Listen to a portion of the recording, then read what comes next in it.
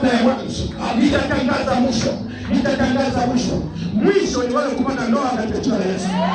Mwisho ni wale kujenga katika jina la Yesu. Mwisho ni kuinuliwa. Mwisho ni habari za furaha. Mwisho ni habari za furaha. Lazima utofautiane na watu katika jina la Yesu. Utapita katikati yao. Amina. Mwaka huu utapita katikati yao. Utapita katikati yao. Amina. Mungu anakwenda kukuketisha katikati ya wafalme katika jina la Yesu. Katika jina la Yesu. Katika jina la Yesu. Katika jina la Yesu. Katika jina la Yesu. Katika jina la Yesu.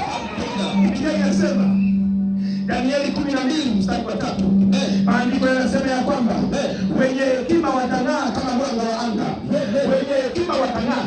Wenye hekima watang'aa katika jina la Yesu. Biashara yako inakwenda kung'aa katika jina la Yesu. Biashara yako inakwenda kung'aa. Biashara yako inakwenda kung'aa. Upande huu unaingia malaika wa biashara katika jina la Yesu. Katika jina la Yesu. Katika jina la Yesu. Malaika wa biashara wanafika mahali huo. Asifanye biashara kwa damu ya Yesu. Kwa damu ya Yesu katika jina la Yesu. Naachilia malaika. Naachilia malaika malaika. Naachilia malaika. Malaika wa ujenzi. Malaika wa ujenzi. Katika jina la Yesu. Katika jina la Yesu. Katika jina la Yesu. Malaika wa ndoa. Malaika wa ndoa. Kwa damu ya Yesu. Naachilia. Sitatangazwa harusi nyingi mahali hapa. Katika jina la Yesu. Katika jina la Yesu. Baraka hizi naziachilia mahali hapa.